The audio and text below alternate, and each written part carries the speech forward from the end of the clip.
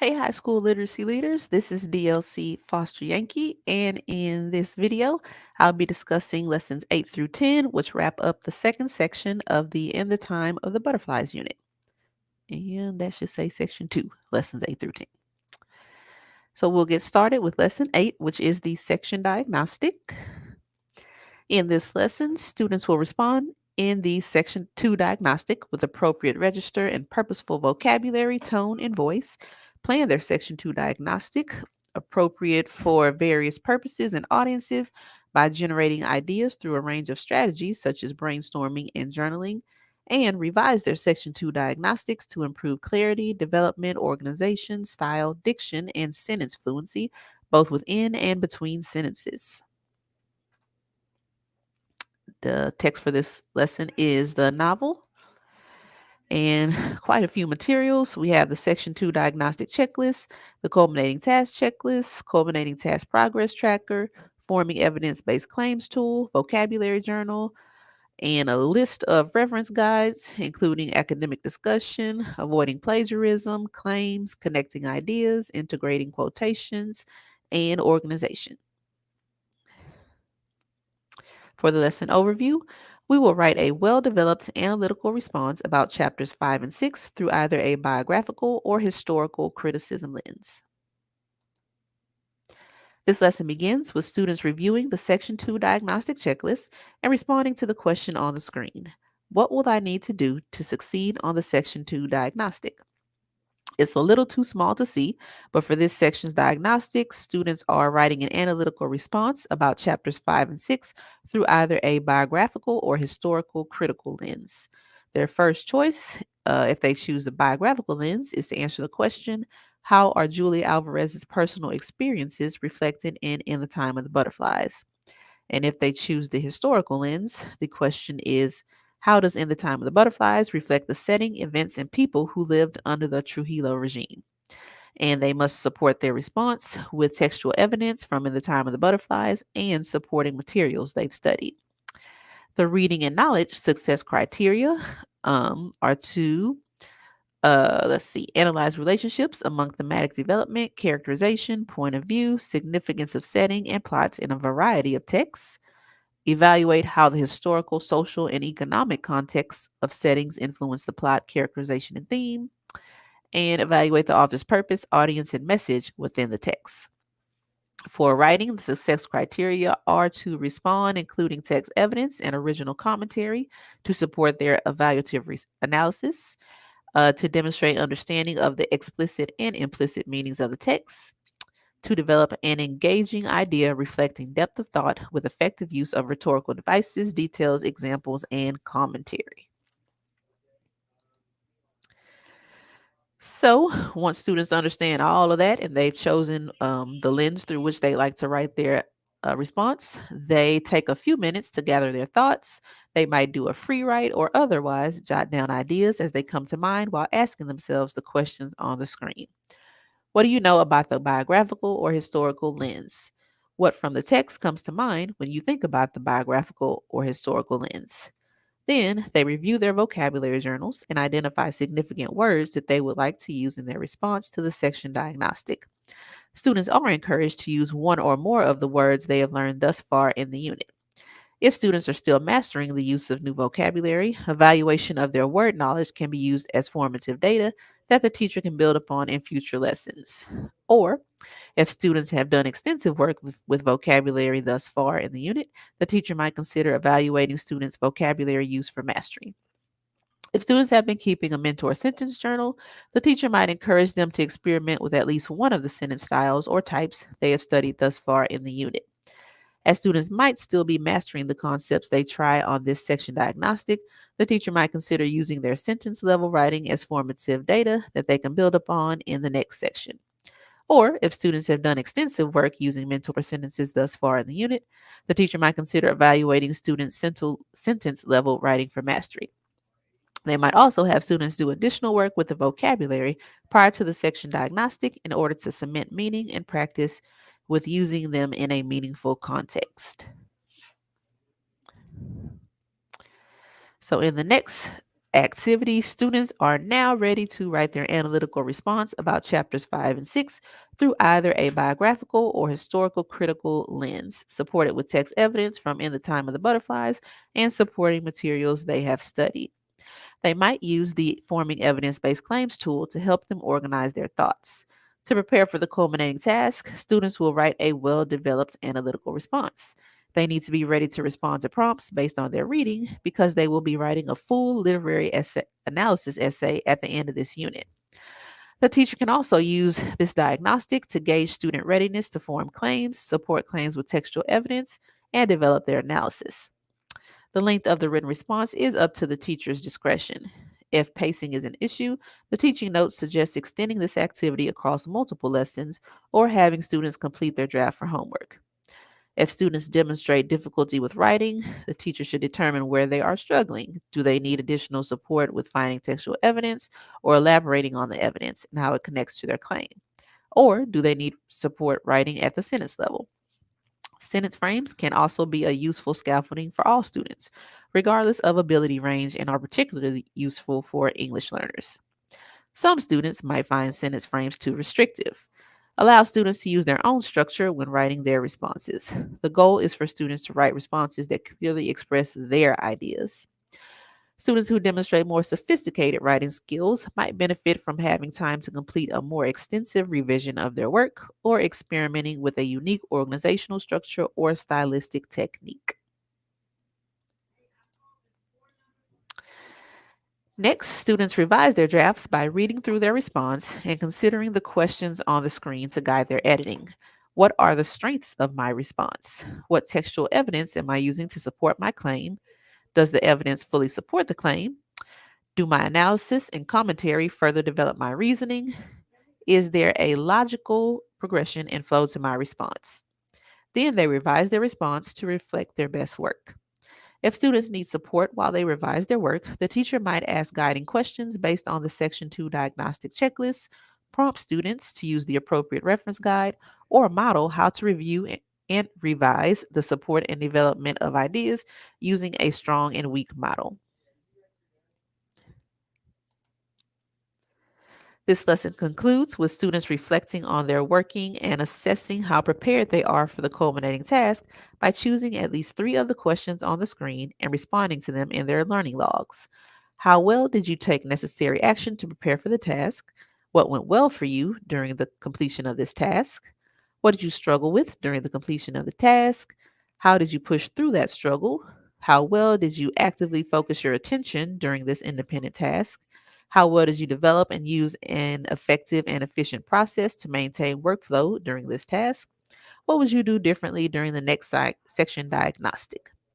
Next, they review their culminating task progress tracker, think about all they've learned and done during this section of the unit, and evaluate their skills and knowledge to determine their progress toward the culminating task.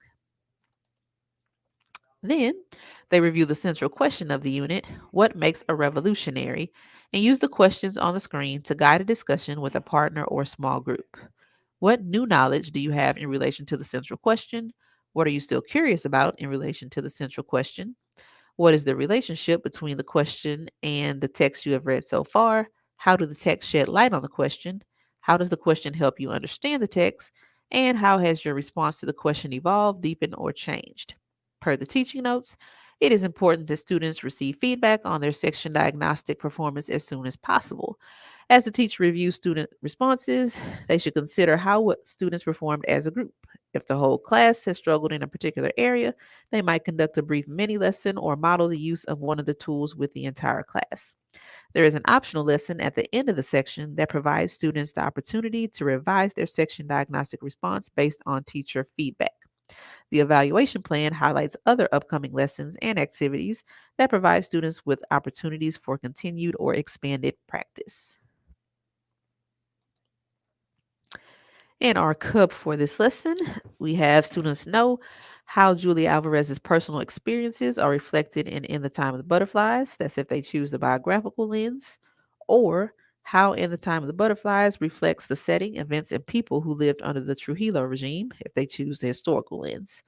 They'll understand the role that the author's personal experiences or the historical setting play in the novel, and be able to write a well developed analytical response about chapters 5 and 6 through either a biographical or historical criticism lens. On to lesson 9, which is optional. For this lesson, students will reflect on and adjust responses when valid evidence warrants. They'll evaluate how the author's diction and syntax contribute to the effectiveness of a text and revise drafts to improve clarity, development, organization, style, diction, and sentence fluency, both within and between sentences. There are no texts for this lesson. The materials are the Section 2 Diagnostic Checklist, Mentor Sentence Journal, and Working with Mentor Sentences tool. For the lesson overview, we will review feedback on the section Diagnostic and use the feedback to make revisions to our work. So each activity in this lesson is optional. The first one, students have the chance to address feedback on the section Diagnostic Checklist. This lesson begins with students reading their section Diagnostic response that includes teacher comments and evaluations. While this lesson immediately follows the section Diagnostic, the teacher should implement it when they are ready to deliver the students' feedback on their work. Once that is done, students meet with either a writing partner or the teacher and discuss how they might improve their writing. Next, they revise their response to address the feedback. To support students, the teacher might consider how students performed as a group on the previous section Diagnostic. If the whole class struggled in a particular area, they might do a brief mini lesson or model the use of one or more of the tools with the entire class. And like I said at the end of the previous lesson, the evaluation plan highlights other upcoming lessons and activities that afford students with opportunities for continued or expanded practice, but those may or may not be included on the pacing guide. The teacher might use a checklist to discuss specific aspects of the section Diagnostic and students' varying degrees of success on their work, or share examples of student writing to establish a common understanding of what meets expectations and exceeds expectations mean. As students are reading and reviewing their feedback, the teacher might check on them individually to answer questions. If they need more time for revision, the teacher can extend the time or make the writing workshop into an additional lesson. If some students are struggling with developing or organizing their ideas, the teacher might provide sentence frames or paragraph templates as scaffolding. These are especially helpful for English learners. And on the screen, I've included an example of the writing conference sign-up sheet I used to use in my class. If students had questions about the feedback or wanted help with something specific, they could sign up. And there was another box to the right where they could add what specifically it was that they wanted to meet with me about. In the next optional activity, students meet with a writing partner and discuss how they revise their response and to what extent the revision addresses the feedback. The teacher might remind students that they are providing two types of feedback and provide students with some sentence stems to guide this conversation. This lesson concludes with students rereading a selected excerpt from one of the texts they have read and analyzing the author's use of language using the Working with Mentor Sentences tool. The teacher provides directions regarding grouping, materials, and which mentor sentences will be analyzed, and students follow the steps on the tool to analyze them. For this activity, the teacher may want to use trends from the section Diagnostic data to select relevant mentor sentences for students to analyze from one of the texts students have read. Decide if students will work as a whole class, in trios, in pairs, or individually on one or multiple mentor sentences. If the teacher is providing sentence parts for the deconstruction phase, they might prepare those materials in advance. It is helpful if those parts are provided on pieces of paper. This way, students can manipulate the pieces to play with order, which can help them to better see and internalize the structure of the sentence. Students can be allowed to share their practice sentences at the close of the activity with a partner or the whole class. To further support students, the teacher might model a mentor sentence analysis by engaging in a think aloud as they follow the steps for deconstruction, analysis, and writing practice, followed by guided practice with a second sentence before turning the work over to students to complete in groups.